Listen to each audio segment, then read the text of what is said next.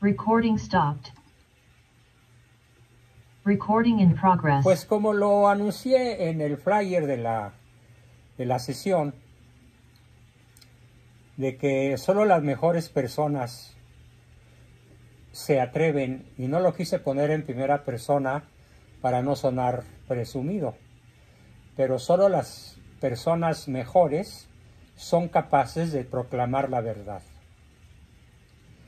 Entonces, buscando seguir adelante con nuestro taller de En busca de la mejor versión de cada uno de nosotros, ha llegado un momento en la historia de México, en la historia de la humanidad, pero particularmente en nuestra historia de nuestro querido país, en donde, por más que le busco, lo único que encuentro es...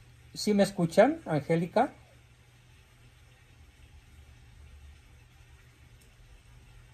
Sí, yo sí. Bueno, sí, porque alguien escribió que se había bajado el volumen, pero yo estoy con un volumen alto, ¿eh? Súbele tu volumen, Angélica. El problema es tu computadora, no la mía. Yo la tengo a todo volumen. Súbele tú el volumen.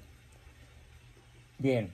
Entonces, decía que solo las personas mejores, o las que buscamos ser mejor que nunca, y mejor que antes, y mejor que siempre, nos atrevemos a decir la verdad. Y estamos atravesando por una época en la cual siento que quienes deberían hablar más, les pasa lo que a los apóstoles en el huerto de los olivos. Cuando Cristo va a ver cómo están, los encuentra dormidos y los reconviene, los regaña, les llama la atención, porque están dormidos mientras Él está en oración y velando, esperando su crucifixión. Velad y orad para no caer en tentación. Siento que lo que está pasando en México es tan grave que necesitaríamos, la Iglesia católica y la no católica, que la Iglesia se pusiera las pilas, por así decirlo, de manera un tanto chabacana, y se atreviera a señalar la verdad. Pero como dice por ahí una gran santa, creo que Santa Catalina de Siena, de tal manera es imperativo hablar que si no lo hacemos nosotros, las piedras del campo gritarán la verdad. Entonces, prefiero ser yo esa piedra que grite la verdad en un momento particularmente ominoso. Ominoso quiere decir cargado de amenazas para nuestra vida como católicos, nuestra vida como nación, nuestra vida como simples seres humanos, pero sobre todo como católicos. ¿A qué me refiero? Bueno, pues he escrito una serie de reflexiones, algunas de las cuales las voy a leer, otras las voy a leer y a comentar, y algunas las diré de memoria sin leerlas, porque es un tema verdaderamente apasionante. ¿Cuándo hay que hablar? ¿Cuándo hay que decir la verdad? Y San Pablo escribe en su carta a los Corintios, escribe que la verdad hay que proclamarla siempre, con oportunidad y sin ella, a tiempo y a destiempo. O como decimos a veces acá en México, mañana, tarde, moda y noche. Siempre y en todo lugar. Pero ¿a qué clase de verdad me refiero? Me refiero a algo que está ocurriendo con la Iglesia y que desafortunadamente los sacerdotes no lo dicen. Solo conozco unos 2 o 3 obispos, por ejemplo, Monseñor Castro, me viene a la memoria, que es particularmente valeroso, particularmente audaz, y que él sí se atreve a señalar la gravedad de lo que vive la Iglesia en México, la feligresía en general y nuestra fe. Cito unas palabras de los Hechos de los Apóstoles, donde se narra que entonces el Señor le dijo a Pablo de noche en una visión: no temas, Pablo, sino habla y no calles. El apóstol, esto lo narro yo, el apóstol San Pablo, más bien con que diga yo el apóstol, es suficiente, porque así se le conoce a San Pablo, como el apóstol. Eso no quiere decir que no haya otros apóstoles, claro que sí, pero es de tal manera paradigmático el papel que juega San Pablo, que la Iglesia optó por llamarlo desde hace siglos el apóstol por excelencia. El apóstol, pues, había sido rechazado por los judíos de Corinto, y aunque se había dado a la entrega total, enteramente se había entregado a decir la palabra de Dios, su cosecha de nuevos feligreses, de nuevos cristianos, parecía nula, parecía infructuosa. Y entonces en ese momento, movido por el Espíritu Santo, es cuando San Pablo decide comenzar a predicar a los gentiles. ¿Quiénes se conocen en la historia con el nombre de los gentiles? Los gentiles son los paganos de su época. Por ejemplo, los griegos que adoraban a Zeus, o los romanos que adoraban a Júpiter, o los romanos que reverenciaban a las vestales, o los griegos que tenían un panteón lleno de dioses con pasiones humanas y de semidioses que se mezclaban en su historia con la historia humana. Y todos los que creían esto, que concedamos que lo creían de buena fe, porque así habían sido educados desde su niñez, eran los gentiles. Hoy diríamos los paganos. Y entonces él decide irse con su mensaje cristiano a hablarles a los gentiles, porque él tenía una especie de sacerdocio ministerial, como el que tenemos los que hablamos con la autoridad de Cristo. Recuerden que los cristianos bautizados somos profetas y sacerdotes, y testigos y apóstoles. Pero también este título alcanza a todo cristiano que tiene el sacerdocio común de los fieles. Sacerdocio común de los fieles, aunque carezca de la autoridad que se llama ex officio, o sea, el oficio de celebrar misa, los sacramentos, la confesión, convertir el pan y la sangre en el cuerpo y la sangre de Cristo. Ese es el ex officio.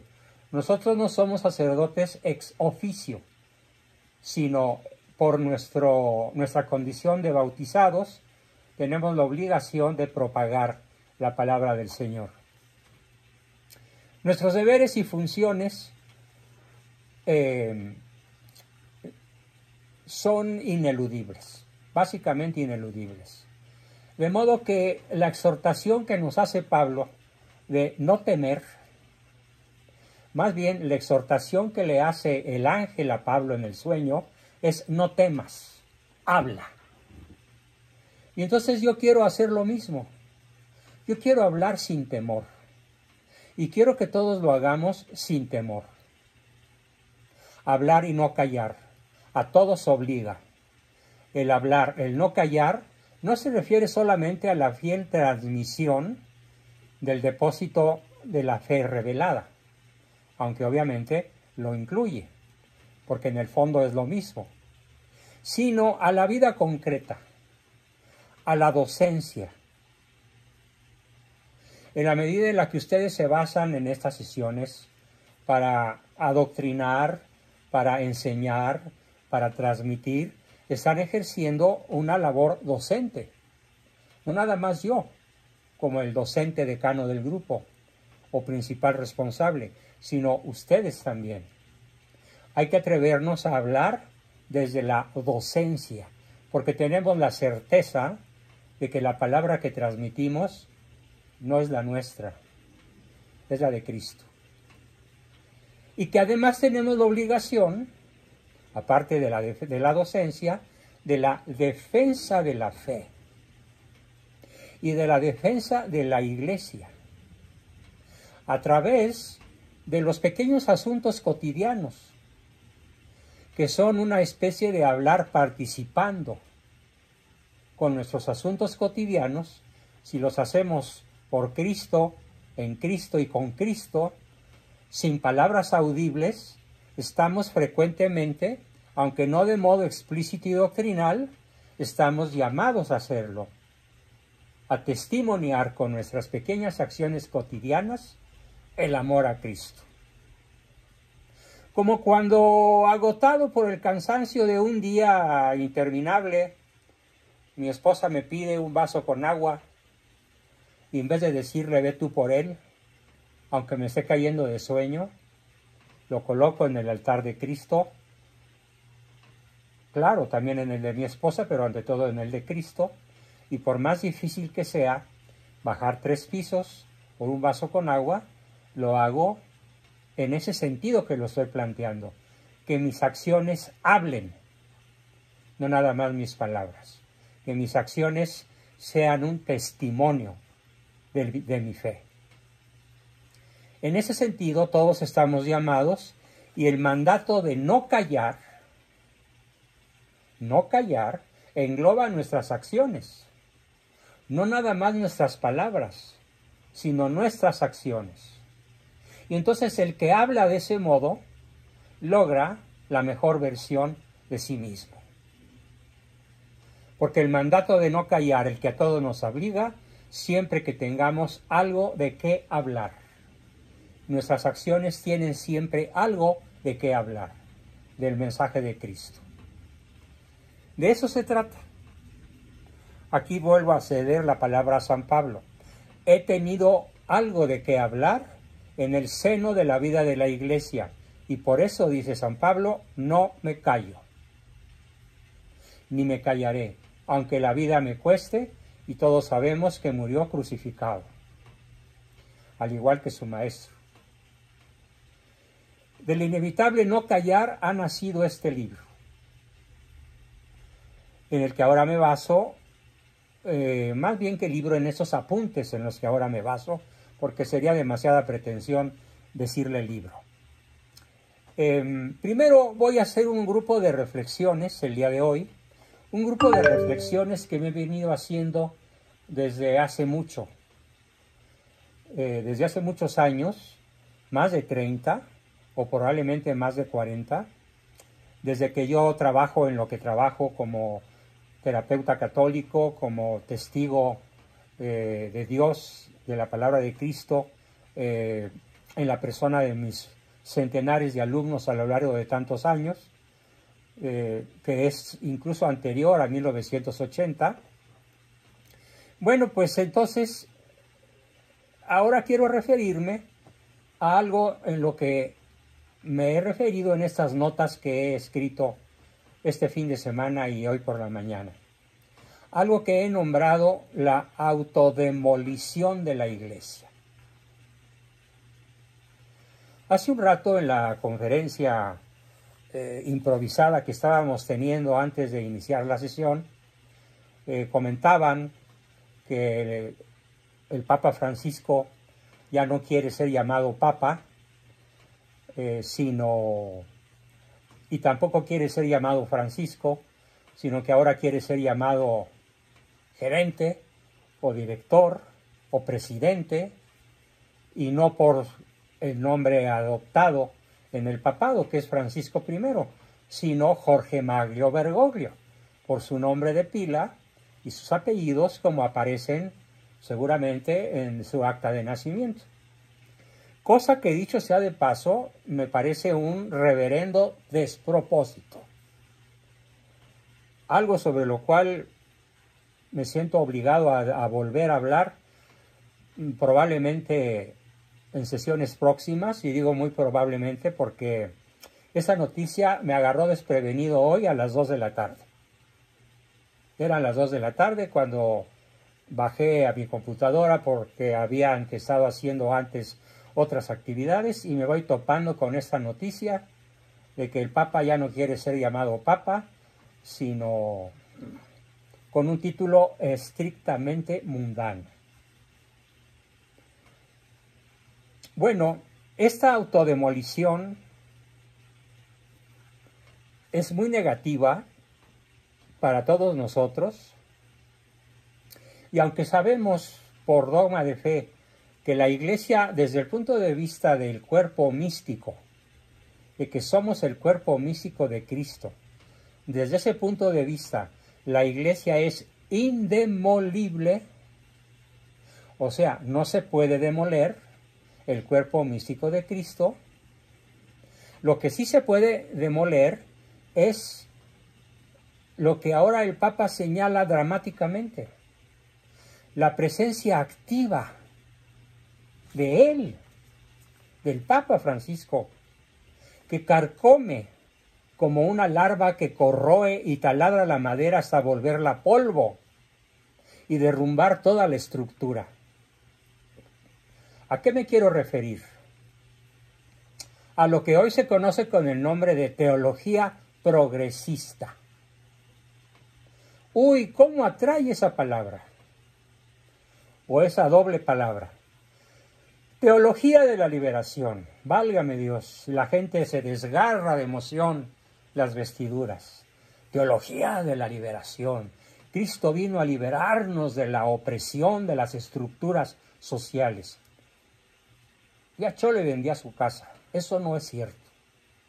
Cristo no vino a modificar las estructuras socioeconómicas, macroculturales o culturales de las naciones.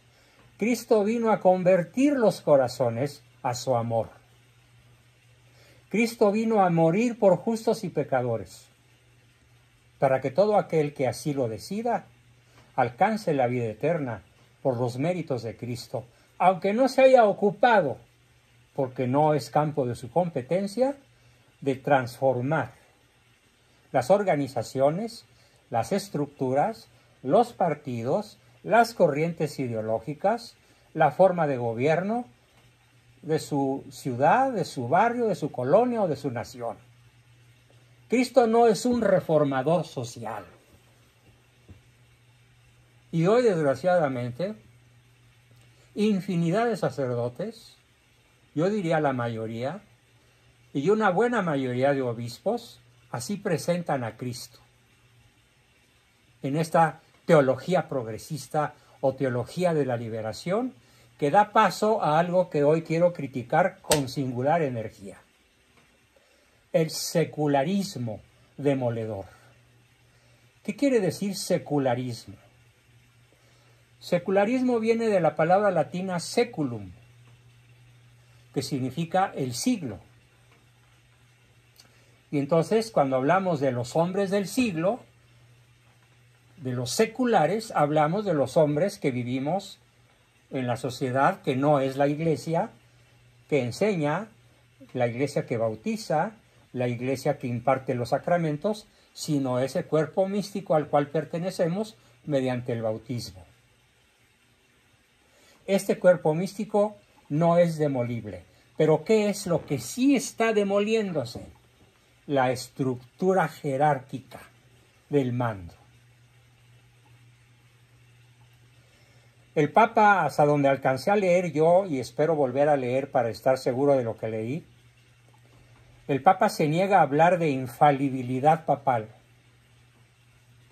Esto tiraría por tierra 2000 años de enseñanzas. Si el Papa no es infalible, entonces Lutero tenía razón. Si el Papa no es infalible, Zwinglio y Calvino tenían razón. Y tienen razón los 500,000 líderes de otras tantas disque iglesias protestantes que se dan tan solo en la Unión Americana. Y tendría razón cualquier persona que quiere acomodar la palabra de Cristo a su leal saber y entender, pasando por encima del magisterio de 2000 años y de la infalibilidad papal. Esas amenazas que parece que está haciendo Francisco Y digo parece porque todavía tengo que volver a repasar lo que leí hoy en la mañana. Bueno, a las 2 de la tarde. Tengo que volver a reflexionarlo, volver a estudiarlo. Pero hay algo que no tengo que volver a estudiar porque ya estoy sumamente seguro. Y es que la iglesia como cuerpo se está secularizando. ¿Qué quiere decir? Se está mundanizando. Qué esperanza que cuando yo era joven, el curita de la iglesia donde yo iba a misa con frecuencia y desde luego todos los domingos, permitiera que hubiera una chica enseñando los muslos o siquiera los brazos. Tenía que tener cubierto desde el cuello hasta los puños y desde la cintura hasta media pierna, no a la rodilla, a media pierna.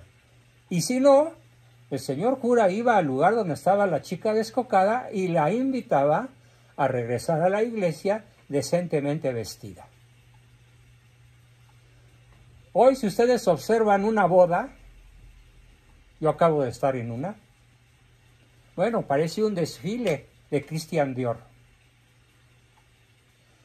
en donde llama más la atención la piel que los vestidos. Llama más la atención las curvas femeninas que la novia. Y el señor cura platica de la castidad y de la pureza sin defenderla. Eso es lo que yo llamo un ejemplo clarísimo de secularización, de desacralización. Hombres y mujeres, pero sobre todo mujeres, hoy pueden entrar a las iglesias sin guardar el más mínimo respeto al concepto de pureza, al concepto de pudor, al concepto de caridad. No seas tentación para tu prójimo.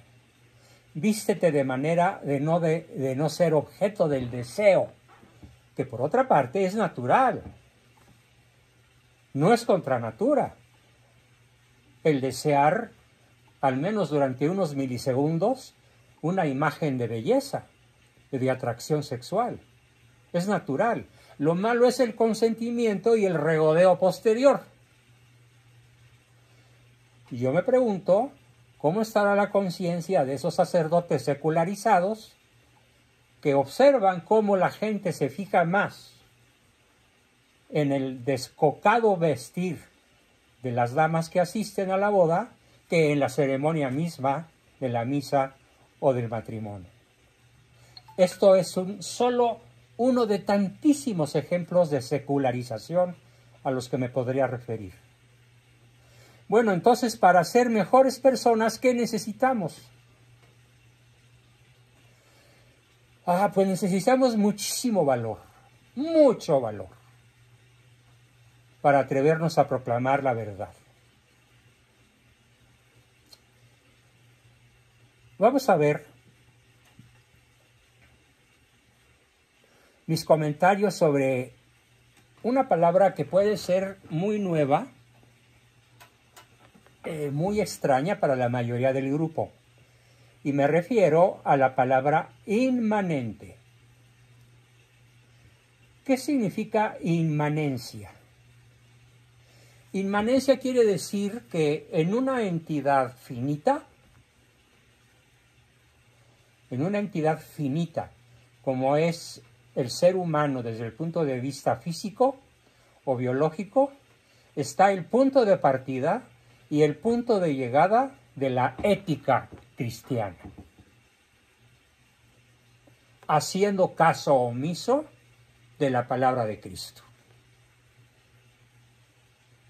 Haciendo caso omiso de las centenares de encíclicas publicadas o cartas apostólicas publicadas desde los principios de nuestra era cristiana. Eso quiere decir inmanente, que comienza y termina en un organismo muy limitado. Eso quiere decir inmanente, que se opone radicalmente al concepto trascendente. Es como blanco y negro, negro y blanco. Lo negro es inmanente, lo blanco es trascendente, atribuyéndole a Dios el color blanco y el negro a Lucifer. Nuestra fe es una fe no inmanente.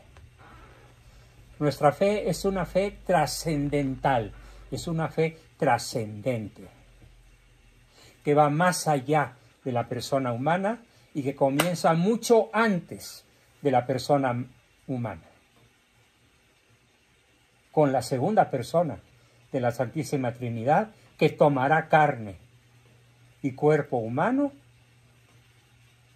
en el momento de la anunciación o encarnación, que ya vimos, cosa que agradezco que me lo hayan aclarado, que ocurren de manera simultánea, la anunciación y la encarnación de Cristo en el vientre de su madre. Yo sostengo algo que puede ser exagerado, pero que me voy a atrever a decir. En estas reflexiones mías suscitadas por un doloroso proceso de secularización, me atrevo a manejar el término adjetivo calificativo así, dramático. Es dramático el proceso de secularización,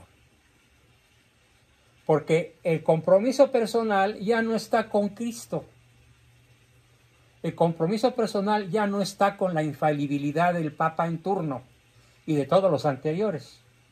Ahora el compromiso fundamental está con lo que tú creas sinceramente, sin tomarte la molestia de ponerte a estudiar, de poderte investigar qué tan cercano está tu sentir, tu pensar respecto de la doctrina milenaria de la Santa Madre Iglesia Católica.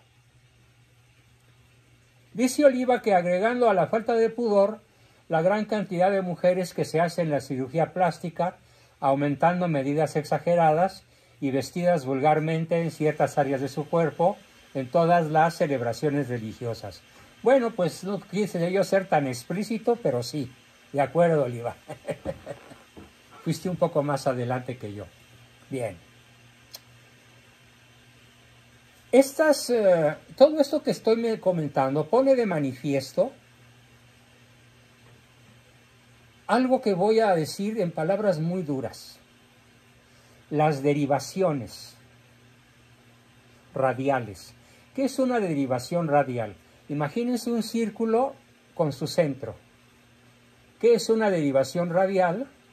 Es una raya imaginaria que sale del centro hacia la parte externa del círculo. ¿Cuántas posibilidades existen? Infinitas, incontables, inconmensurables posibilidades de líneas radiales.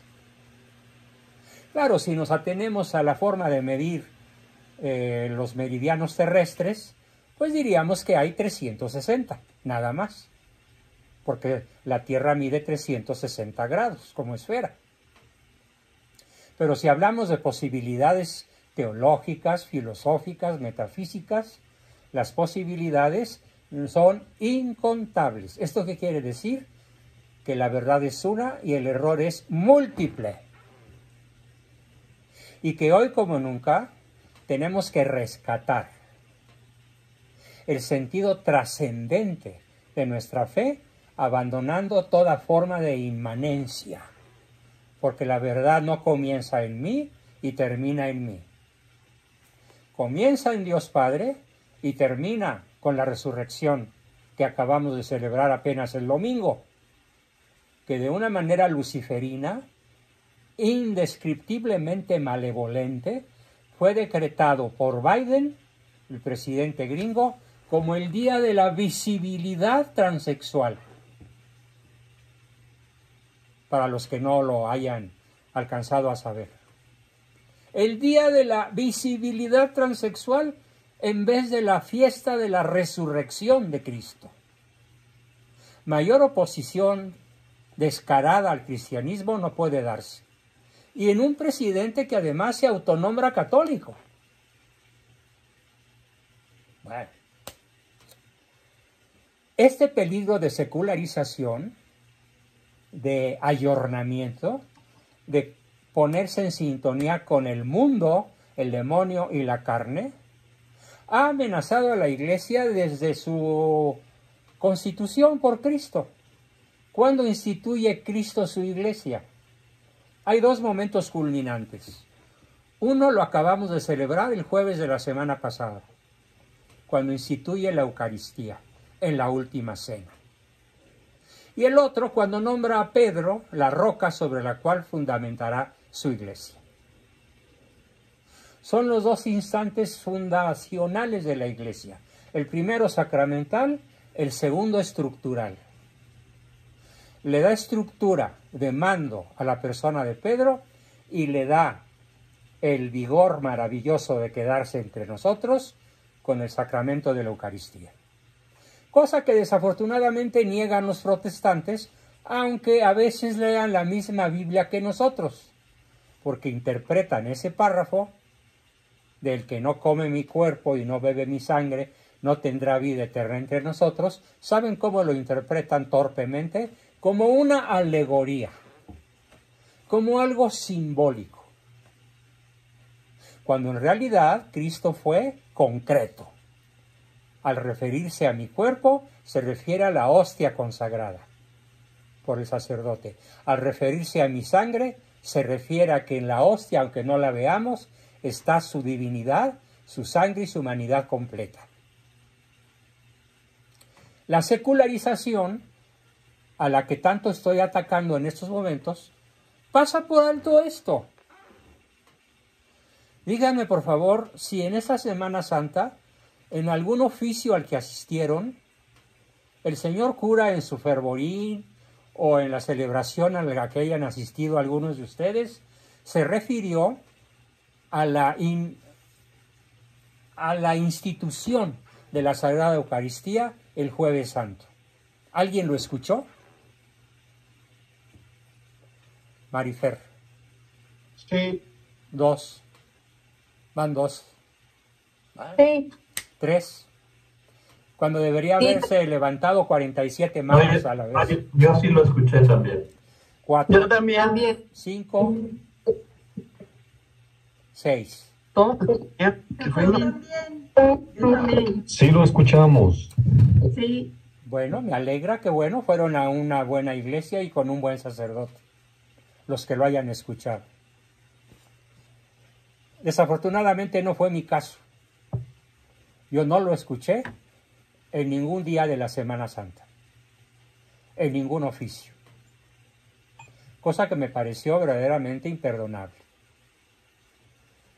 Entonces esta secularización que nos amenaza desde su constitución, pero sobre todo hoy como nunca, el siglo, el seculum es el mundo, nos amenaza como nunca.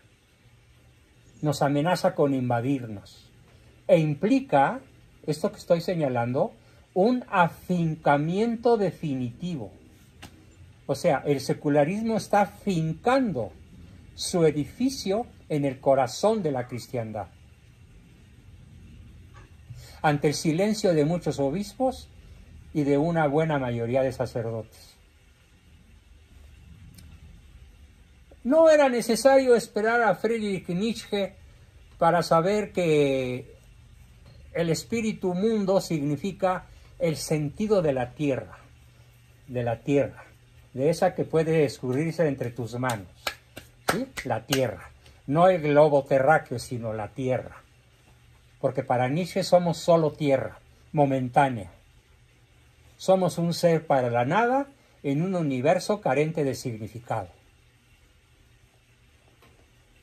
Este sentido de la tierra, opuesto al sentido del cielo, al sentido de la vida eterna, es lo que cada día nos invade más. La inmanencia terrena, es decir, que todo comienza conmigo y todo termina conmigo, que todo comenzó conmigo cuando fui concebido en el vientre de mi madre, y que todo terminará conmigo en el momento de mi muerte física, y que por lo tanto no hay trascendencia, es la mayor amenaza que hoy podemos sufrir los católicos en un mundo, en una iglesia secularizada, es decir, mundanizada.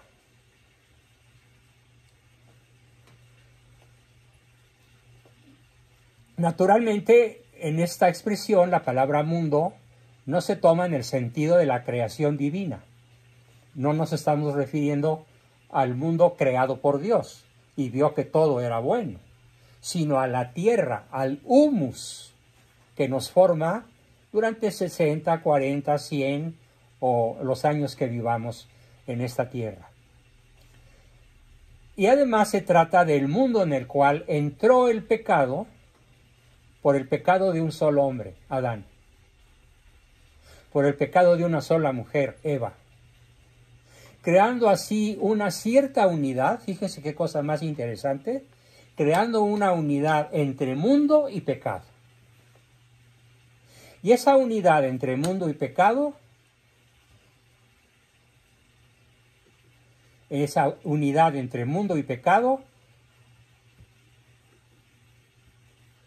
es justamente lo que quiero en estos momentos denunciar, que la Iglesia no denuncia, al menos no de una manera suficientemente clara y contundentemente frecuente.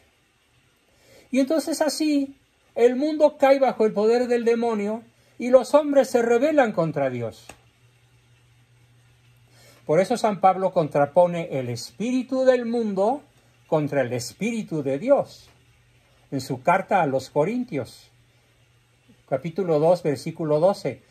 Pues ser amigo del mundo, en el sentido que lo plantea San Pablo, es ser enemigo de Dios. José Barahona nos dice que Spinoza dice que todos somos Dios y que no existe el demonio. Es un inmanentista puro. ¿Correcto? Muy buena tu aportación. Gracias, Pepe. Entonces, por eso San Pablo contrapone el espíritu del mundo al espíritu de Dios. Pues ser amigo del mundo es ser enemigo de Dios. Y ahora nos lleva a la absoluta necesidad de proclamar, de anunciar su pasión. Como lo decimos en cada misa, anunciamos tu muerte y proclamamos tu resurrección. Ahora estamos sometidos en cierta forma al juicio de este mundo, pero ahora con la venida de Cristo y su resurrección, el príncipe de este mundo, nos lo dice San Juan, será expulsado de nosotros y del planeta entero. Por eso, es verdad que nos toca expulsar de nosotros, de nuestra mente, de nuestras vísceras, de nuestro corazón, el espíritu mundano.